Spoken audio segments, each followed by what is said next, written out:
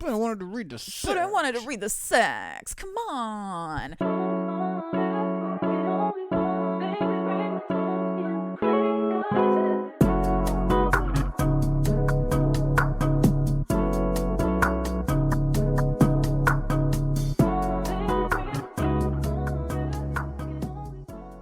Hello and welcome to another episode of Cheap Smut. My name is Katie Mizell. And my name is Carl Mizell. And this is a podcast that thinks your hair looks really nice today. Hi, honey, how are you?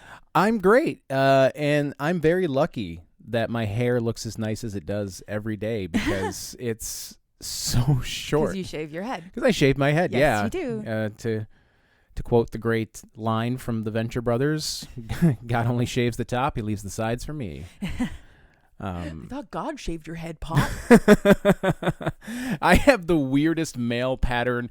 It's just this weird band like right across here. Yep. And then I think a little bit back here on the crown. Yep. But it looks kind of like you've been wearing a yarmulke too long or something, and it's worn a line around your head. Yeah, like I wore like a more traditional baseball cap, yes. but with like the band like maybe like 2 inches above my hairline. Yes. It's really weird. Yeah. So, but otherwise, I'm well. Oh, I'm so glad to hear it. How are you? I'm good, thanks. I'm real good. It's Wednesday, my dudes, and I got a dog in my lap, and I'm ready to tell you a story, and I can't think of anything else, so let's do this. Like, yeah, let's start the episode before the 7-minute mark. Right? Absolutely. Because I can think of something that I want to talk about, but it's not relevant, and I'll just end up blathering on for a while. So let's just do this instead. I assumed that was going to be what you were talking about at the end of the episode anyway, so. Oh. Actually, no. No, completely different thing. You said something that made me think, nope. All right, carry on. Stop. ADHD, stop your train. Just do the book. Yes. So this week I read Once Ghosted, Twice Shy by Alyssa Cole. Alyssa Cole is, I think, only the second trad pub author that we've ever done on this show. We are usually an indie podcast, but Alyssa Cole. I'm sorry, I didn't mean to interrupt you, but just for those who might not be familiar with the term, what do you mean when you say trad pub? Oh, traditionally published. So meaning that she is published under an imprint. In this case, she is published under Avon Imprints, which is a traditionally published romance consortium, basically. And there's absolutely nothing wrong with trad pub books. Nope. We just generally tend to be an indie podcast. But Alyssa Cole is one of the queens of the royal romance. And I realize that we haven't really done a royal romance yet. Not a traditional royal romance. No, I mean, I know that we've had characters that were of royal lineage, right, but they would never fall into what I would assume would be a royal trope. Right, exactly. And I love a royal romance, a contemporary royal romance, especially. I'm not much for historicals of any kind, although I will be reading a historical very soon, and we can talk more about that later. But a contemporary royal romance, I eat that shit up. And I initially read the first book in this series, which was called A Princess in Theory, a couple of years ago. And I loved it. And I've been looking forward to finding a way to get an Alyssa Cole book on this show ever since. And here's your chance. And here it is. Let's do it. So this is Reluctant Royals book 2.5. It is a novella that was released between books 2 and 3, but it revolves around the events which happened in book 1, timeline wise. So book 1 is called, again, A Princess in Theory. It was absolutely fantastic, and I am going to entice you to read it by just saying this one thing.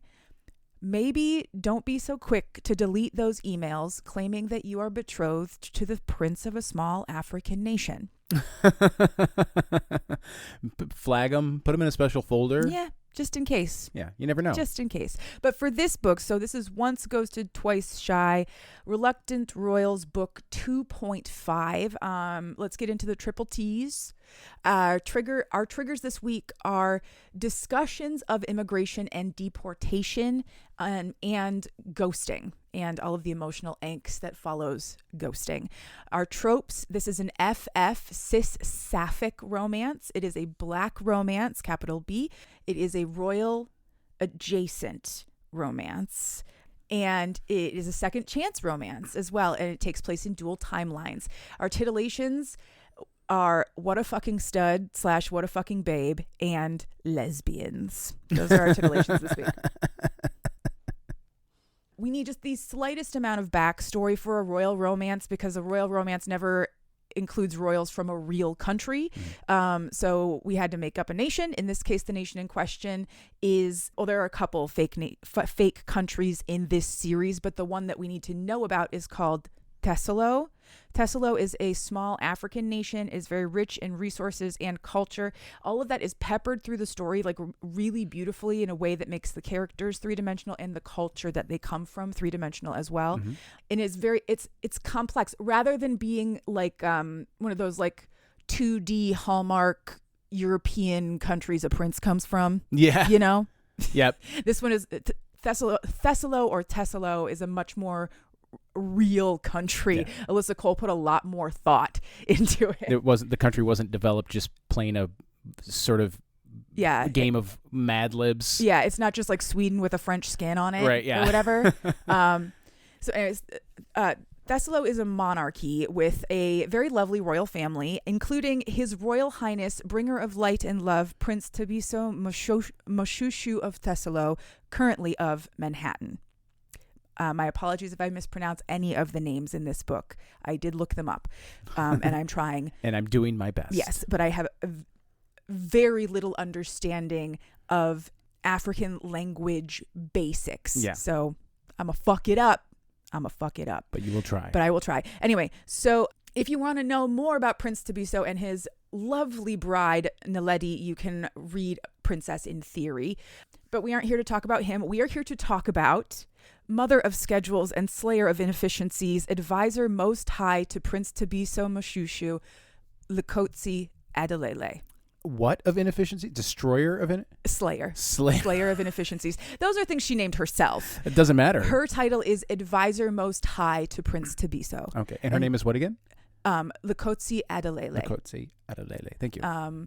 And she is, I'm guessing probably in her late 20s to early 30s.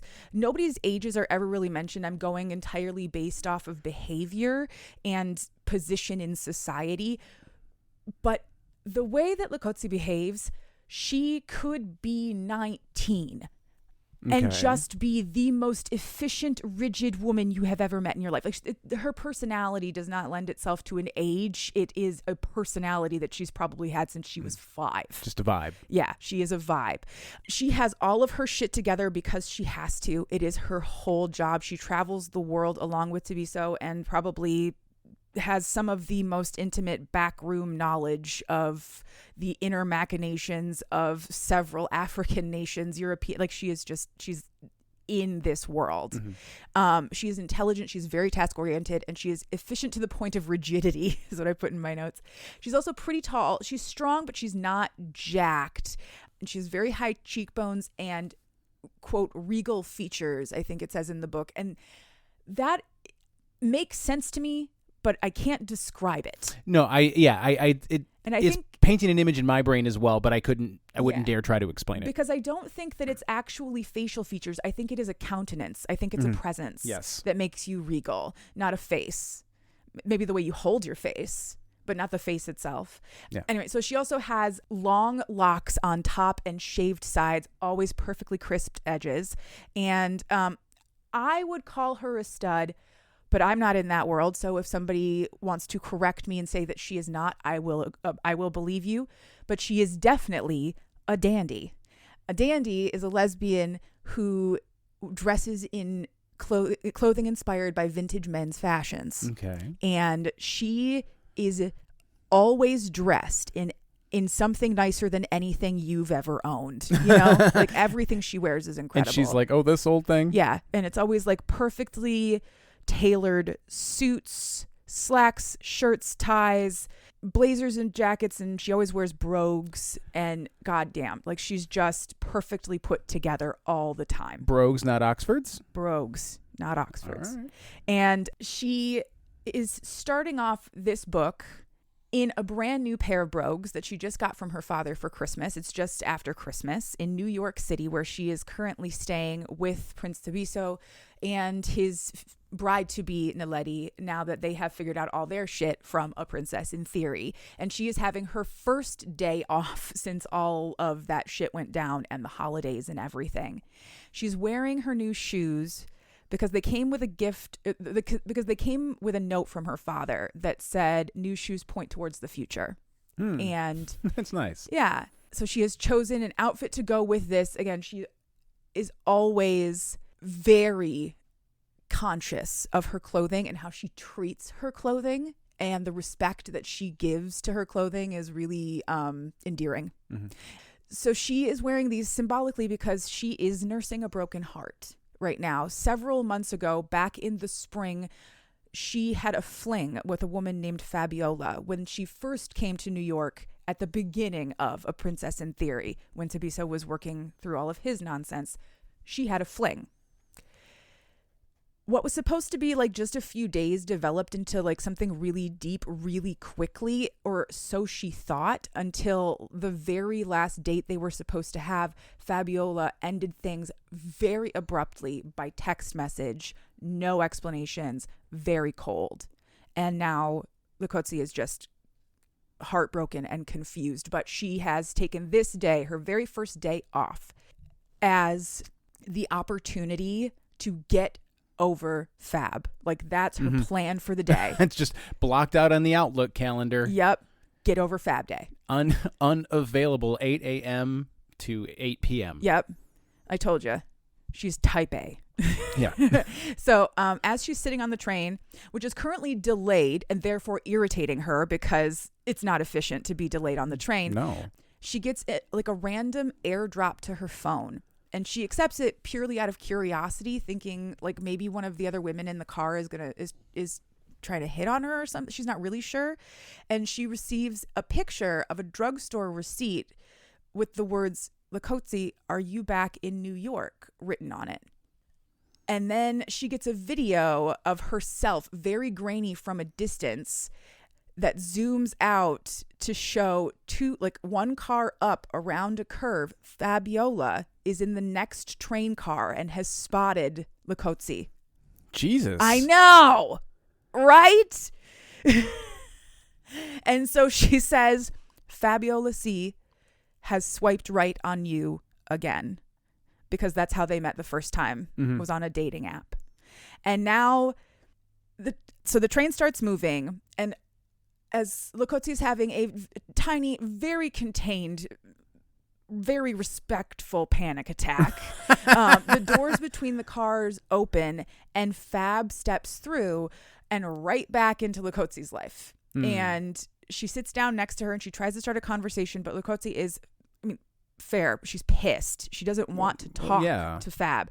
She says, why do you want to talk to me now when you ghosted me last spring? And Fab says, I didn't ghost you. I texted you. That's a soft ghosting. Yeah. That's what Likotsi says. She's like, okay, but you didn't give me an explanation.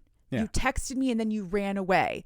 That's ghosting. Yeah. And Fab, so she basically tries to just not gloss over the whole thing, but avoid it. I'm not really sure. She just asks if Likotsi has had anything to eat today, and if she ever had the chance to try dim sum in Chinatown like they always talked about. No, Likotsi has not. And that is on the list of things that she wanted to do today, because of course she has an actual written list of things that she wanted to do today on her very spontaneous day off where she planned to get over her ex. So Fab offers to treat her to lunch, and as much as she wishes she could just walk away from all of this, she can't. So Likotsi agrees, but she convinces herself that it's like a recon fact-finding mission. Right. Now we're just here to get answers, and then we can move on with our life. But also, deep down, there is some hope there. She's just not willing to confront that yet. Then we flip back 9 months into the past, spring of the previous year, about 9 months, 10 months, somewhere in there. Spring of the previous year. This book, so this book is written in third person perspective, which is fairly unusual for romance novels these days. Most romances are written in first person, but this book is written in third person, and the subject shifts between Likotsi and Fab depending on whether it is spring or winter. So now we're in Fab's point of view. Okay. Basically. Fab is also probably in her late 20s. She is Haitian. Her family immigrated from Haiti before she was born, and she was born in New York and has lived in Brooklyn her entire life. Her parents now live in Florida. Her aunt Lise and her cousin Angela still live in the city, and she's very, very close with them. Fab is she's a fashionista, and she is always put together. I think on her dating profile, it even said like dress down is, I'd rather die. Yeah. I'd rather die than dress down or something like that. So she's always made up. She usually has some sort of pinup inspired or 1920s inspired sort of style. She wears her hair in a Betty Page sort of bangs with her otherwise natural curls. And she has big, warm brown eyes. She always wears red lipstick. And she is always wearing jewelry that she made herself because she owns her own jewelry business. In addition to being an accountant, she owns her own jewelry business, and she's an influencer to some degree on whatever their version of Instagram is. So she is grinding her ass off. It sounds like it. And at the start of the spring, Fabiola is actually planning to finish up, her plan is to finish up tax season, keep the clients that she wants to keep, but otherwise focus on her jewelry business. Her 18-month plan is to have either a small storefront or a stall, and to make jewelry making her full-time career. Her aunt Lise is the one who got her into making jewelry. She brought beads back from Haiti and taught her how when she was just a child. This has been her dream her entire life. This is what she wants to do. And she's feeling a lot of hope about her future. And then she is presented with the additional intrigue of a woman that she has met on a dating website who is kind of mysterious. So this woman who has told her right up front that she doesn't want to have anything long term because she's only in town for a few days and she can't really talk about her job, but she's so smooth and she's so hot. And so Fab's like, okay, we'll go out and we'll have one night. And when she gets to the bar, she meets Likotsi, who she is immediately smitten by because Likotsi was late. But she was late buying her bodega flowers and then rearranging them to make them look extra nice. And that is so fucking sweet. Fab falls for her basically immediately. They have this fantastic conversation at this bar. The sparks were sparking, fucking igniting. It was a fantastic date. By the end of the chapter, Fab is like, wait, what's happening? I was not supposed to catch feelings this fast. This is bad. This is really bad. Oh no. Flip back forward to winter. Likotsi and Fab share a meal and so they go to a community style dim sum place in Chinatown where they're at like a big table where carts are just wheeled around and you grab stuff, and like it is too busy to have personal conversation there. And while Likotsi enjoys the experience of being with Fab and doing this thing that they wanted to do together, she leaves feeling just as upset as when she walked in because she hasn't gotten any answers. And so when they get back outside, she's like, okay, thanks, bye. She has a lot of complicated feelings. She does not want to keep staying in the presence of this person who hurt her, but she also feels like she can't leave because she's desperate for answers. She starts to walk away, but ultimately what she decides is that she has asked the goddess of her culture, Ingoka, to rid her of the feelings for Fabiola. And if the goddess put Fab in her path on the day she chose to get Fab out of her system, she is not one to question that goddess. Yeah. And the only way out is through. So every time Likotsi tries to leave, Fab keeps grabbing onto her in conversation until eventually she grabs her hand. She says if Likotsi wants spontaneity, then Fab can do spontaneity. Let's go do something spontaneous. And she grabs her by the hand and drags her off into the city until eventually they get into an alleyway and where they dismantle the patriarchy. Right? That's what I was hoping for. But Likotzi's like, okay, was all of this just an elaborate ploy to steal my organs? Why are we in this creepy back alley? But no, they are there to see this super cool tiny museum that has been built into an old freight elevator in this alley. It's a curated museum of oddities, including things like single shoes found in the New York subway system and items removed from anal cavities in emergency rooms. I would go to that. Yes, I would go to that too. So Likotsi really loves this. Not the anal cavities thing specifically, but because it is not necessary, but it has been created and curated to bring something to the world that is unnecessary but joyful. And after they leave, she's deep in her own feels because she still has no answers about Fab, but now she knows that Fab at least understands what would make her happy, and yet at the same time has done something to make her so terribly unhappy that she's even more confused. And Fab is continuing to be very secretive. She's putting up a wall. She won't answer any of Likotsi's questions. But when Fab says, you know what, I think maybe we just need to like chill for a while, she pulls Likotsi off again, and they go back to next plan, whatever is on Fab's list next. Flip back to the spring, the night of their first date.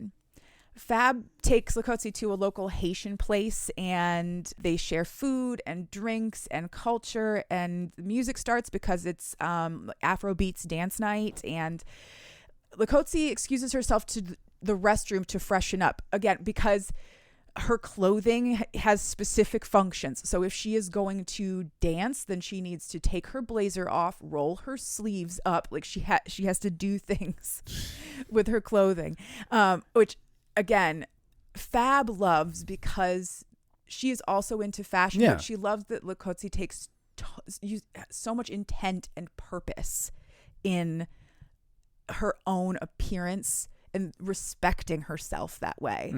So while Likotsi's in the bathroom, Fab is having this like mild freak out about the feelings that she has caught in just one evening. She's supposed to be having this tiny little fling. She has her own plans, her own shit to do. And now also her mom is blowing up her phone because her Tati Lise is having an immigration hearing tomorrow, which is making everybody worried. Okay. And she tells her mom that she will call the lawyer in the morning, but for tonight, she's just going to have a good time. She understands that she is hanging out with an incredibly beautiful and mysterious woman who works in some kind of big, important job that involves wealthy people and secrets, and that there's this whole layer of confusion and mystery on top of everything. But for now, she just wants to dance. And so they go out onto the dance floor and they have what is the hottest dance scene I've ever read in my life. Holy shit. I think I've said that before. I probably mean it every time. Well, yeah. I mean, there can always be one to supersede the prior one. Yeah. And they can all be the hottest. Oh, yeah. At the same time. In their own way. That's the beauty of subjectivity. Every dancing's hard in its own way. Every dancing can titillate. Oh, no. Oh, no. Okay, flip forward to winter. Fab takes Likotsi to an art installation called Dream, which is an immersive calming space meant to be sort of meditative and peaceful and like an escape in the middle of the big city. And here is where they finally talk a little bit. And Likotsi still isn't getting any answers. And eventually she gets so frustrated. She's like, look, just give me something. Why are you being so mysterious? Are you sick or something? And Fab says, no, I'm not dying. I'm sorry. I'm not dying. It's just my life imploded and my dreams got put on hold and you were going back home and I was hoping that I could just let you go and forget about you, but I couldn't. And I never did. And that stuns Likotsi into silence and they sit for a while. Fab ends up falling asleep and Likotsi just watches the lights dance on the ceiling, and she's thinking about how, like, okay, well, at least now she has some amount of answers. She knows that Fab didn't end things because she didn't care. She did it because she was jettisoning the parts of her life that she could lose during a crisis. And she offers to help Fab, and Fab says, no, this is not something that you can help with, but thank you anyway. They stay in that chill space for a while. Like I said, Fab takes a nap, and Likotsi ends up like spacing out for a long time until eventually I think Fab's like, hey, wake up. Where'd you go? Flip back to spring, their second date. Likotsi invites Fab to dinner at their hotel room. They have already had sex. They had sex that night after they left the dance floor, and I didn't get to see it. God damn it. And they woke up the next morning and were already planning their second date. Likotsi invites her to her hotel room at the Plaza. Oh, No big deal. Just come have dinner with me in the, Empire suite of the Plaza Hotel. It's totally normal and not a crazy thing to ask of you, a girl I just met. So she goes to have dinner there, and like the elevator has an operator, and that's wild. And like the suite has a butler, not the prince. The suite comes with a butler. The butler stays with the suite. Whoever is there gets the butler. That's crazy, man. And Fabiola's like having this heart attack. This is all very opulent. And then Likotsi shows up and she's like, Doug, you don't need to impress my date. I am impressive enough on my own, man. You can go home, take off. It's fine. And the butler leaves. I don't know what his name was. I just called him Doug. But Fabiola's like, wow, you have hired help. And Likotsi's like, no, I am hired help. He was just trying to impress you. He's a coworker of mine. I don't have a butler. I am a butler. Thanks, bud. Basically. Hey, he's just trying to help a friend out. Yeah, that's exactly what he was trying to do. But it is so in all of her like denial of her own grandeur, Likotsi cannot see how very different her life is from Fab's just on the surface. Like, yeah, you're hired help, but you're hired help in the Empire suite of the Plaza Hotel, and I am not. But they do enjoy a lovely dinner of room service together on the terrace overlooking Central Park. They definitely have sex again, and once again, I was not there for it. But the banter between them is so intense and so sexy that I might as well be reading the sex. Yeah. I just wasn't actually reading the sex. Aww. But I wanted to read the sex. Come on.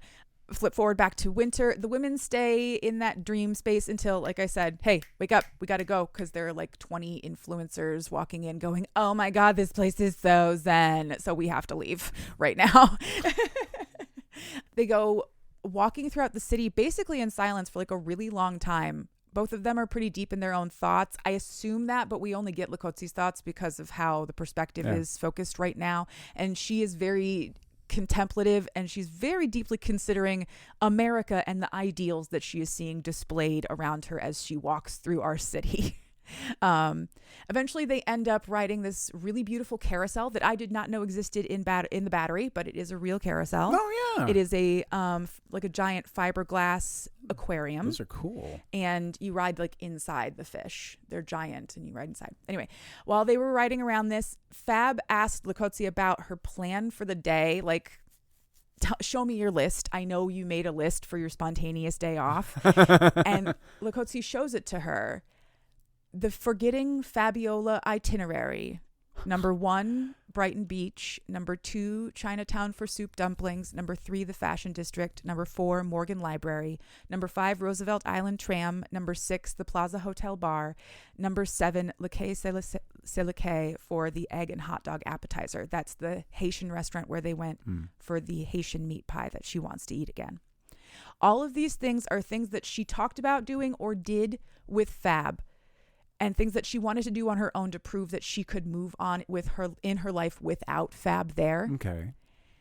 But the day that she set out with that list in her pocket is the day that Fab walked right back into her life. I was going to say, that's some kismet right there. And she, in her culture, in her faith, Ngoko makes no mistakes. So she can only hope now that she is going to get the one thing that list was never going to provide to her, which is answers. She just wants answers now. But she has told Fab the truth, that she is heartbroken, and that this whole day was about forgetting her because it hurts so much. And that was the most open that Likotsi had been with her, emotionally vulnerable. And she didn't say anything. She just handed her the list, but she's a very stoic person. Flashback to the spring, the afternoon of their final date. As Fab is getting ready to go out, they're going to like some gala. Likotsi is accompanying the prince, and they're going to go and be fancy for the evening. She gets a call from her mom. Tati Lise's immigration hearing, which was supposed to be perfunctory at best, did not go well.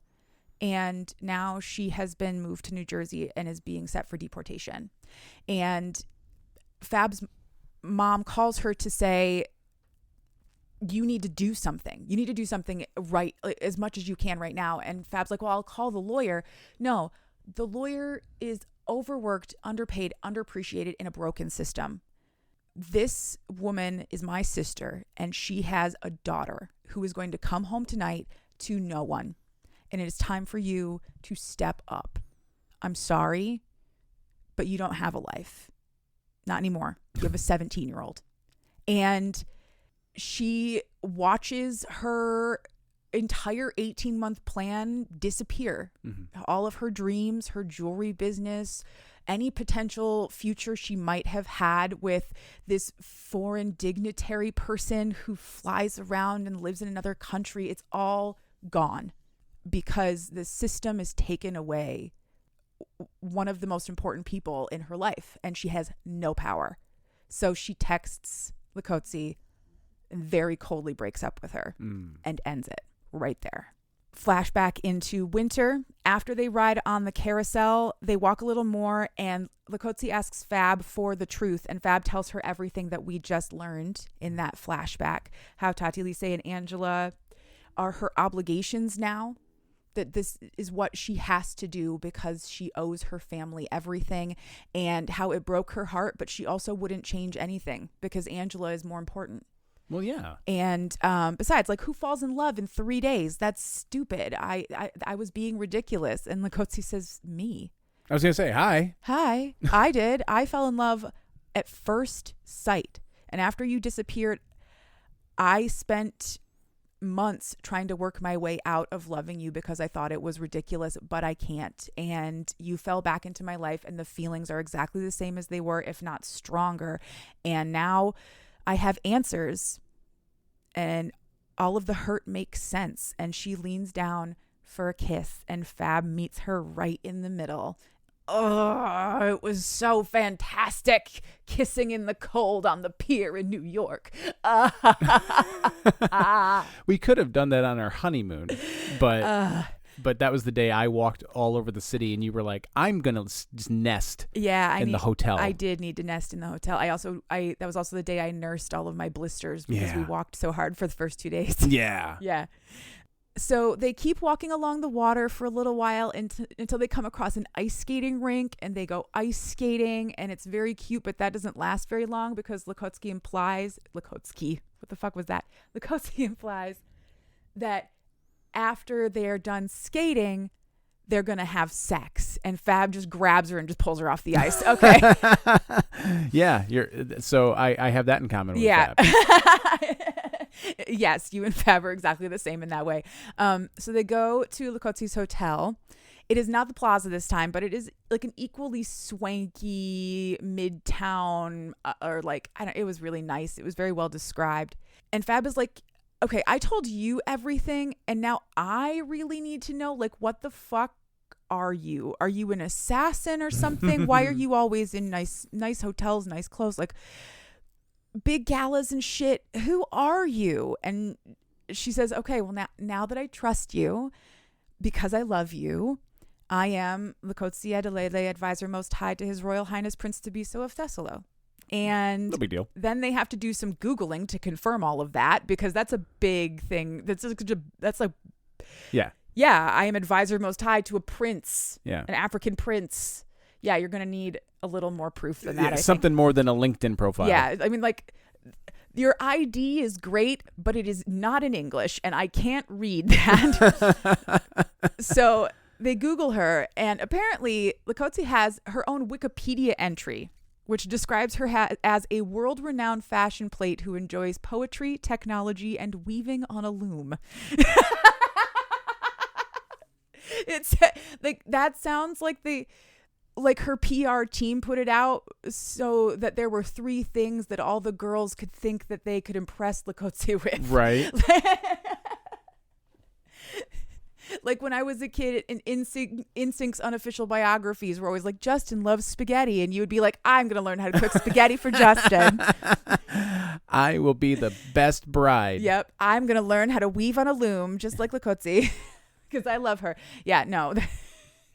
I just thought it was really funny that she had her own Wikipedia page. So anyway, after all that, it's time to get busy. The advisor to the prince says that it's time to get busy. They start making out. All the clothes start coming off, and they're making promises, and they promise that they will run toward each other instead of away in the future when things get scary, that nothing has changed about their feelings since the spring, and that their feelings are worth fighting for. And then Likotsi has a thought. She says, no, wait, something has changed. I work for a prince. And you know that now. And I actually do have some amount of sway in things like immigration. Yeah. And let me pull some strings for you. I would love to help you with this, regardless of whether or not we have sex. Actually, you know what? Why don't you put your clothes back on until I make some phone calls? Okay, so you know. Because I don't want you to think that this has anything to do with us having sex. I just want to help fix this. And Fab's like, get your fucking clothes off right now. I trust you. This is the only time in the book she ever uses the nickname Kotsi, which was very cute. Kotsi, Kotsi, take your fucking clothes off. And then they have absolutely fantastic, excellent sex about it. So Fab fingers Likotsi and then eats her out to one fantastic and delightful orgasm, and then Likotsi pulls her up and then into a like a mutual fraught, and they're grinding on each other's thighs and making out. It's fucking fantastic until they both come again. Absolute fire. Loved this scene. Afterwards, they're snuggling and they start making plans for their future. Oh, good. And then there is an epilogue. Of course there's an epilogue. There always is. Likotsi goes to Sunday dinner with Tati, Lissé, Angela, and Fab. This is their first Sunday dinner back together since Lissé's detention nearly a year ago. That she has been released. It's been about a year since the events of last spring. I don't know exactly what strings Likotsi had to pull, but obviously there was nothing illegal done. They just made the system work for someone it was not designed to work for. And they got Tati Lissé home. And she is welcomed into their home with so much love and affection and appreciation. And she walks in to enjoy a meal with the family of the woman that she loves, with a ring burning a hole in her pocket. The end. Oh. And that was once ghosted, twice shy. Ugh. I know that we sort of... we make our bread and butter here, or the weird stuff is our bread and butter. Yeah. We do the weird stuff. Nice. Yep. Second Dr. Horrible. I almost said Captain Hammer. Second Dr. Horrible reference in the same episode. I know that's kind of where we lean into, but stories like this always, like, two people falling in love. Yeah. is so nice. It is. And so reassuring, because I still fondly recall falling in love with you, and I always work to try and fall in love with you more every day. But God, I just love when two people, I love watching people fall in love. I know, right? It's the greatest best. Because you can tell, I mean, you can kind of tell, like, yeah, okay, yeah, you guys are good, you're good together, but you're not in love. But when you see it, yeah, it's so good. Yeah. I'm so fucking into it. I'm so into it. What are you into? You know what I'm into. I do know what you're into. You know what I'm into. And it's probably a good thing that this episode ran short, because I know you have thoughts. Oh, God. Okay, so I am into the Shoresy Fall Classic, which you took me to see 2 nights ago. Yes. And It was so fucking cool, my dude. It was so cool. I know. So Shoresy is my comfort show. It is one of my favorite shows on television. I don't know why. I couldn't explain it to you, but it's just got this like magic dust in it that makes me happy. And it's about a team of senior whale shit hockey players, dudes who are just playing the game because they can't stop playing the game because they love the fucking game. And Shoresy's on a team that's failing, and then he promises his manager that he will create a team that will never lose again, and he brings in a bunch of dudes from his past who are also good hockey players. Anyway, they are doing a series of charity events called the Shoresy Fall Classic, where the guys who play hockey for the team on Shoresy come around to your town and play hockey in a local barn, a local arena with, in our case, it was retired Red Wings. Yes. And we got to meet them. I shook Jared Kiso's hand. I looked several of these people in the eye and confirmed that they are in fact real and don't just exist on my television. And I froze the entire time and couldn't enjoy it because I couldn't outwardly express my joy for it because I was like having white noise static in my brain the whole time, but I had a blast. It was so great.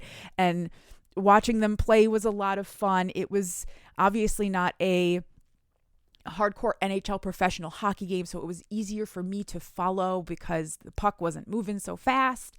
And everybody was just there to have a joyous and wonderful time watching people play hockey who you could tell were so blown away to be playing hockey at this capacity for this amount of people. They were just as happy as we were to be there. And my favorite part was that everybody kept cheering for the 75-year-old man who couldn't, what was his name? Oh, Mickey Redmond, the retired Red Wing, who was like in his 70s, couldn't wear a helmet on the ice. And was just gliding around, took like 4 shots on goal, didn't get a single one, but every time he tried, the whole fucking place exploded. Yeah. It was so cool. And then, of course, at the end, like any Red Wings game, we screamed, "Don't stop believing" at the top of your lungs. Any Red Wings victory. Sorry. Which they did technically, the alumni did win. Yeah. Born and raised in South Detroit. You got to do it. And you don't know this about me, listener, but large groups singing in unison makes me weep. It does. Every single time, and it did that night too, and it was so great. I loved every second of the entire night. So the Shoresy Fall Classic, that's what I'm into.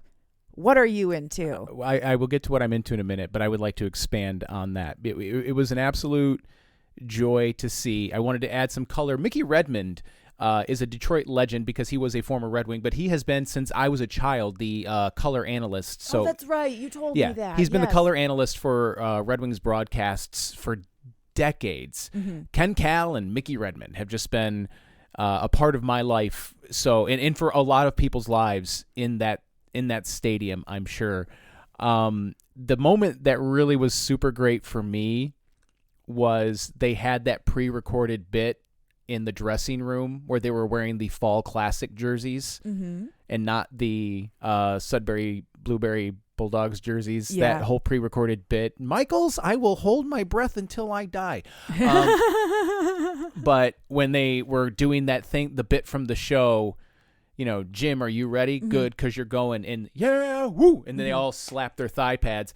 Well, they were doing that on this pre-recorded bit, and I would say that is a stadium that holds just under 20,000. It's like 19,500, I think, is give or take. And I'd say probably 10,000, somewhere between 9 and 10,000 people. The lower bowl was pretty much full. And without missing a beat, everybody, as soon as they heard Shoresy on the screen, say to one of the gyms, "Are you ready?" Everybody, 10,000 people, yeah, woo! Yes. And you could just feel every time the woo hit, it was just so great. Yeah, even Himbo Jones is, yeah, woo! Good boy. Yeah, boy. So it was just an absolute thrill. And then, of course, I was just completely fucking charmed. Jared Kiso is got to be one of the most humble people working in the entertainment industry. He has spoken in the few interviews that you can find with him about him coming to America to try and make it as an actor. I think he was in like a 5-liner on an episode of Supernatural. Oh yeah, he was in a couple of things. Yeah, he was in the most recent American Godzilla with like Bryan Cranston and all that. He was in that. He played a soldier. Yeah. You can see him and all that. But amongst the very rabid Letterkenny / Shoresy fan base, everybody knows who he is. And you could immediately, we were pretty close in line for the pictures, and we could hear him just walking up to, and you could eventually see him just walking up and introducing himself and shaking hands like we don't know who the fuck he is. But you could tell it was just so genuine. Like, he thanked us for coming. He thanked everybody for coming. We thanked them. They thanked us. It was just very Canadian and Midwestern. it was tremendous. And it was, yeah. I could not have been happier to do it. It was a joint anniversary / Christmas present. Because for an experience like that, it is a little expensive, but we were very, very fortunate to be able to do that. And we'll have a rather austere holiday gift giving season, but that's okay because we will have the memories that will last us a lifetime. I think you should post the picture on the Instagram. Oh, yeah. If you haven't already. By this point, you might have already seen it. Go back to our Instagram and you'll see it. What I am into this week, as is frequently the case, I am into a video game. I am into the Dead Space remake. Dead Space was a third-person shooter survival horror game that came out in 2008. And it was recently fully remade for modern systems to much fanfare last year. I played the heck out of it in 2008. I started playing it like right around the time you and I started dating, and I never finished it. And so I was like, well, it's been remade for modern systems. I'll give it a shot. And I got to say, I think the reason it hits for me now is because I'm at a point in my gaming life where if I wasn't already obsessed with the Soulsborne games, or like the Dark Souls series and Bloodborne and Sekiro and all that, I don't think I would be now. Like I've put over 200 hours into Elden Ring and I still haven't beaten it, and I don't know if I ever will. You're not at a point in your life where you can devote that much time and energy, that much emotional energy to a video game. Yes, that's correct. So I fired this game up, and I took full advantage of the fact that they have a story mode.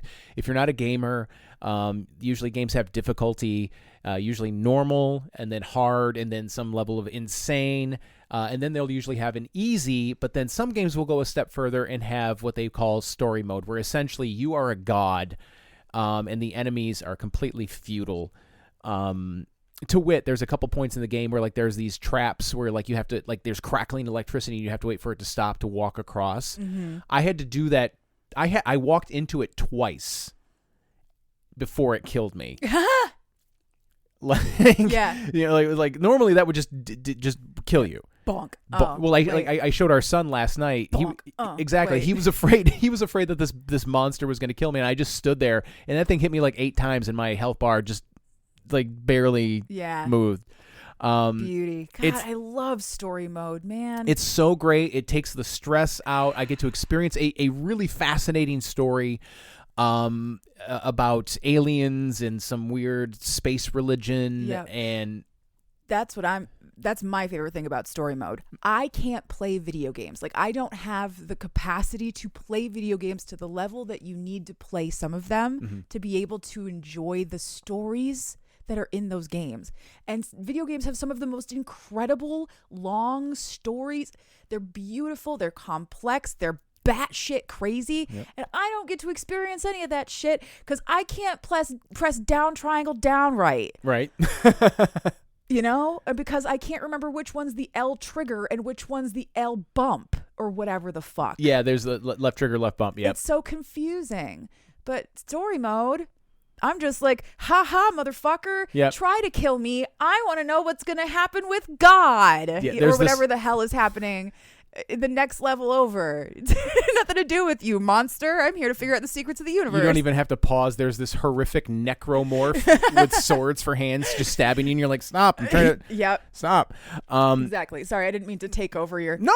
Like I said, I mean, we ran a little short, so I thought it'd be a good opportunity to talk a little bit more. But one of my favorite things about this game that I showed to you, I asked you to take a look at the screen and don't tell me what you see, but more specifically, tell me what you don't see. And you spotted it immediately. You did not see a heads-up display. Mm-hmm. There's no map. There's no health bar. There's no nothing. You have a stasis bar, which helps you slow things down, and you have a health bar. And again, it's third person, so it's over the shoulder. Everything you need is on the back of your character. The main character is called Isaac Clarke. There's a vertical bar on the back of your rig that serves as your health bar, and then there's a circular, like 3/4 circle meter on the back, or gauge on the back of the uniform or suit that indicates how much stasis you can use. All of the information that you need is always presented in such a way that does not obstruct, so you get this big cinematic experience. Yep. Without any clutter on the screen. No clutter on the screen. And then even more to that point, you don't ever need a map because it's built right into the game. A passive way to always know exactly where you need to go, where you click the right stick and he'll put his hand down and it'll show like a blue line that shows you exactly where you need to go and what your objective is. Oh. Which I love because the hardcore gamer would be like, I don't want the game to tell me what to do. Okay, you don't have to. But if you want it, it's literally there at the push of a button. Yep. The game is designed so beautifully. It's a really neat story. I'm so glad that I finally have gotten into it, and I should probably have it done by the end of this upcoming weekend. So that's what I'm into. The Dead Space remake. It's been a joy to play. And to that point, I've also started playing, I finally in earnest started playing Horizon Zero Dawn. Oh, yeah. And knock down the difficulty because, again, I don't want to fuck around with this. And it has been an absolute joy. So normalize more adults playing video games, but more to the point, if you think that you miss games and you want to get back into games, don't be afraid to look for games that have a difficulty setting and just knock that motherfucker down. I'm pretty sure that one of the best video game series of all time offers that to you. So if you've ever been curious and want a really fascinating story, go look for the BioShock series. BioShock has a story mode? I'm pretty sure. I don't quote me on that. If that is true, I would love to play through the BioShock series on story mode. Oh, I'll take a look, and I know they're available for Switch. Ooh, if that is true, okay. Well. I think I might have a plan for this weekend. Yeah, let me double check on that because you can always get them real cheap. Sure. But just if you like that kind of game, take a look because there are some amazing stories out there that you can play the story. Yeah. So there you go. And normalize putting the games on easy mode if I didn't already say that. I think you already did, but say it again. Normalize easy mode for any reason. Yeah. And it doesn't have to be a quote-unquote good one. Nope, doesn't matter. Nobody cares. You're not going to get a bigger award for winning it on hard mode. Nope, I don't. The platinum trophy that I got for 100%ing Dark Souls on multiple systems, it doesn't mean shit. Yep. What are you reading for us next week? Next week, I am reading Stormbound by Maggie Marin. It is book 1 in the Pine Bluff series, and I have been looking forward to reading this for like 3 months because it is my favorite trope. Snowed in. Oh, that's right. Yes. In the meantime... You can find us on social media. We are on Instagram, TikTok, and Threads at Cheap Smut. If you would like to send us an email, there's literally no reason why you shouldn't. cheapsmutpod@gmail.com. Once this episode hits the main feed, if you click on the link that says Our Link Tree, that top link will be a link to this book. It is not an affiliate link. We do not get any money for this. We're just trying to support the author.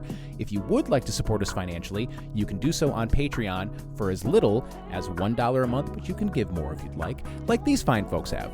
Aaron Manak, Miss Chris, Raven, Natasha Bear, Desiree Rodriguez, Local Mind Flayer Seattle, number 42, Bookworm, Kitsune Inc., Cassie, Cassandra, Brian S., April D. Berry, Leah Legend, Dana Goddard, Gemma, Lady Squishy Buns, Tia Esk, Rob Gatika, Angela McNichols, Katie Hurd, Gwendolyn Harper, Seneca O, and Rebecca K. The music that you hear in this and every episode is called Nostalgia by Mackay Beats. You can find it along with thousands of songs free of charge for you to use, but not you, Himbo Jones, at the Free Music Archive, freemusicarchive.org. Himbo Jones doesn't need the Free Music Archive. He picks up radio stations with his ears.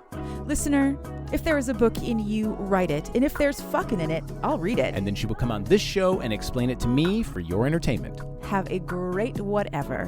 Bye-bye.